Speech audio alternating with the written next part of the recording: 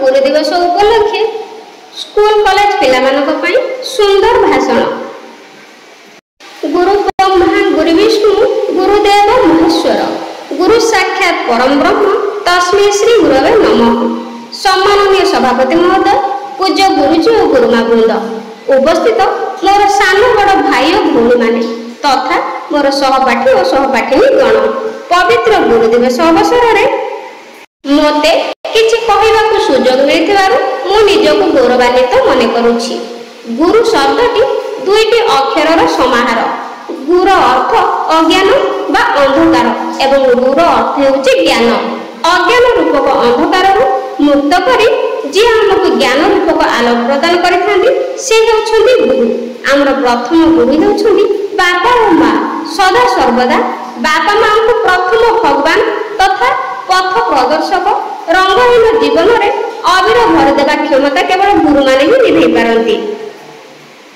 बापा माँ परे परे आम जीवन को आसी थांती गुरु वा शिक्षक, जे कि आमको प्रत्येक क्षेत्र में अज्ञान को दूर करी आलोकर पथ देखाई थांती। समग्र भारत वर्ष में प्रति वर्ष सेप्टेम्बर मास 5 तारिख में गुरु दिवस पालन करा जाए। एही दिवसटी भारतर पूर्वतन राष्ट्रपति डॉक्टर सर्वपल्ली राधाकृष्णन का जन्म दिवस अटे। से 1888 मसीहा सेप्टेम्बर मास 5 तारिख में तमिलनाडुर तिरुतनी ग्राम में जन्म ग्रहण करथिले। से मद्रास विश्वविद्यालय दर्शन शास्त्र में प्रथम श्रेणी में उत्तीर्ण होइथिले। डॉक्टर राधाकृष्णन शिक्षा प्रति बहुत रुचि थिला।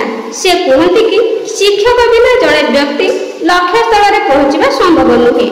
जड़े उत्तम शिक्षक शिक्षार्थी को बाधा विघ्न सामना करने प्रस्तुत करिथाए। फल शिक्षार्थी उज्जवल भविष्य गढ़ा समर्थ होता है। डॉक्टर सर्वपल्ली राधाकृष्ण 40 वर्ष बयस शिक्षा क्षेत्र में जीवन अतिबाहित करथिले। से स्वाधीन भारतर उपराष्ट्रपति और परे राष्ट्रपति होइथिले।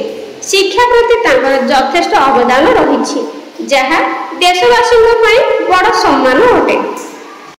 तेणु जन्म तिथि को गुरु दिवस रूपे पालन करा जाए। वास्तव में कहबाकू गले शिक्षक होउछन्ति सुस्थ समाज निर्माणकारी, जे आमको समाजर उत्तम मनुष्य रूपे गढ़ी थांती। सेही महान गुरु उद्देश्य एतिकी कहबी, अंधार पथरे गुरु आलोक। शिक्षा दियो तुमे आम शिक्षक, जहाँ भी शिखिछु तुम कृपारु, पासरी जीवनी केबे मनरु। प्रत्येक गुरु आम मानक भविष्य को उज्जवल करी गढ़ी तोलिबार कर्तव्य करिथांती। सेमाने आमको भल मनुष्य हेबार मुख्य भूमिका ग्रहण करिथांती। मो प्रति उत्सर्गीकृत थिबा समस्त गुरुजी और गुरुमां को आजिर दिन में मोर आंतरिक धन्यवाद ज्ञापन करुछि। एति कहि मोर वक्तव्य शेष करुछि।